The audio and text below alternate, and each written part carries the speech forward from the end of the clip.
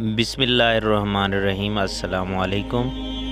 حضرت حسن بصری رحمۃ اللہ علیہ نے فرمایا کہ جو شخص کثرت سے مسجد میں جاتا ہے اللہ تعالیٰ اسے 7 باتوں میں سے ایک بات عنایت فرماتا ہے۔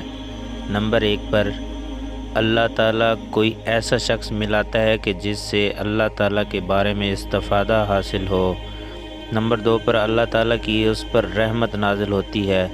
نمبر 3 پر اللہ تعالیٰ اسے علم عجوبہ عطا فرماتا ہے۔ نمبر 4 پر کوئی بات ایسی اس میں آ جاتی ہے کہ وہ جاؤ حق کی طرف گامزن ہو جاتا ہے۔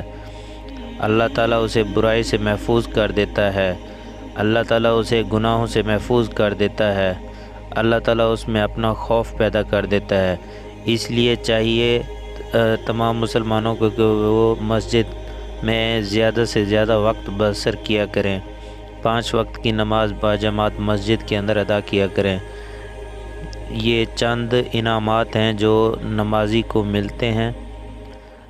آج کا واقعہ یہی، انشاءاللہ نیکسٹ آپ کو اچھے سے مزید واقعات سنائیں گے۔ السلام علیکم۔